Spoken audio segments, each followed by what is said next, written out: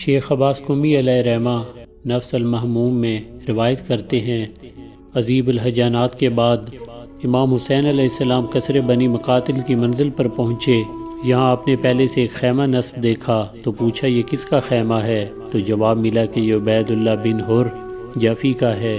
پس حسین علیہ السلام اس کے پاس اپنے محبوب صحابی اور موزن حجاج بن مسروق جعفی رضوان اللہ علیہ کو بھیجا، جو ان کے قبیلے سے تھے، اور ان سے فرمایا کہ اسے میرے پاس بلا کر لے آؤ۔ امام حسین علیہ السلام کا قاصد اس کے خیمے میں وارد ہوا اور اس کو پیغام پہنچایا کہ یہ امام حسین علیہ السلام ہیں اور تمہیں بلا رہے ہیں۔ یہ سن کر عبید اللہ بن حر نے بے ساختہ کلمہ استرجاع زبان پر جاری کیا اور بولا، واللہ میں کوفہ سے صرف اس لیے نکلا تھا تاکہ حسین علیہ السلام وارد کوفہ ہوں تو میرا ان سے سامنا نہ ہو، واللہ میں نہیں چاہتا کہ وہ مجھے دیکھیں اور میں انہیں دیکھوں۔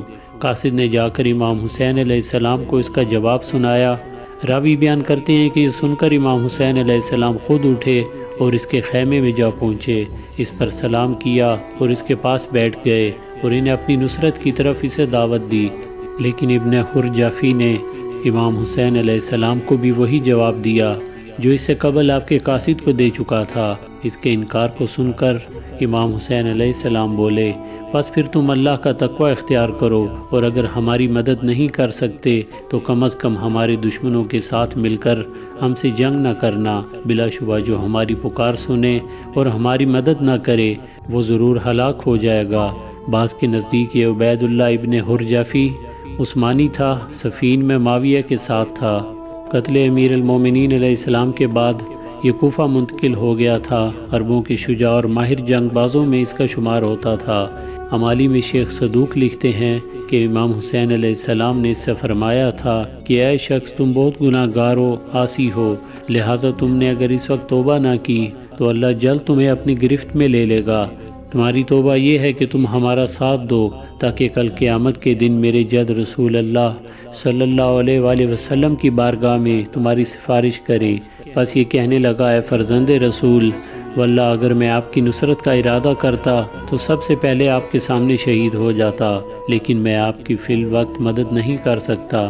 البتہ آپ میرا گھوڑا لے سکتے ہیں، میں اس گھوڑے پر کبھی بھی کسی مہم پر ناکام نہیں ہوا۔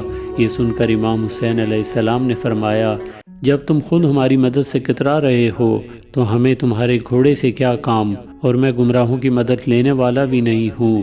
بس جلدی سے کہیں دور ایسی جگہ چلے جاؤ جہاں ہماری مدد کی آوازیں تمہارے کانوں تک نہ پہنچے، کیونکہ جو بھی ہم اہل بیت کے استغاثے کو سنے اور ہماری مدد نہ کرے، اللہ اسے منہ کے بل جہنم میں گرائے گا۔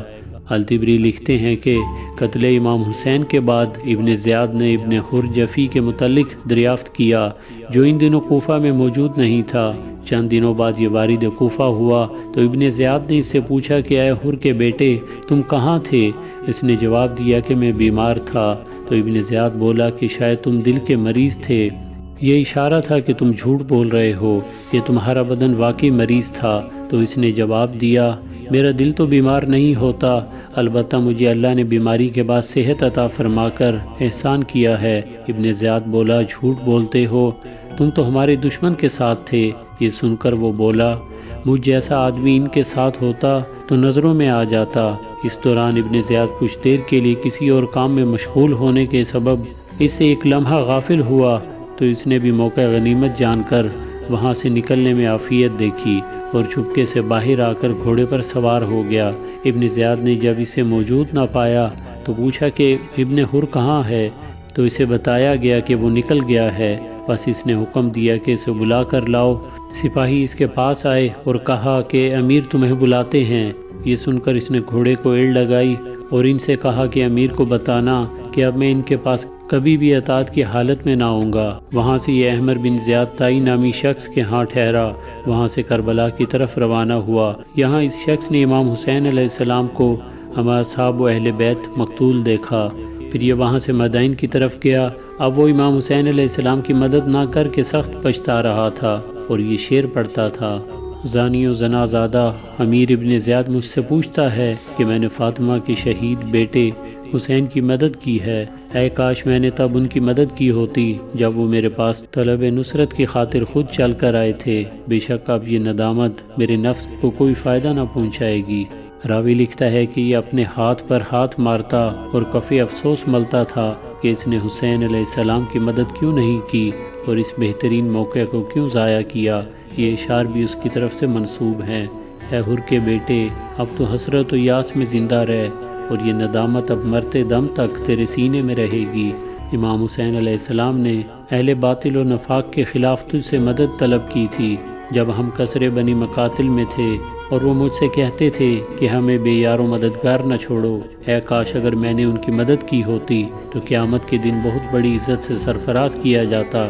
پس وہ لوگ جنہوں نے امام حسین علیہ السلام کی آواز پر لبیک کہی اور شہید ہوئے، وہ کامیاب ہو گئے، اور جنہوں نے آپ کا ساتھ نہ دیا وہ نقصان میں رہ گئے۔ ویڈیو پسند آنے کی صورت میں چینل کو سبسکرائب کریں، ویڈیوز کو لائک اور شیئر لازمی کریں، اور بیل کو پریس کرنا مت بھولیں۔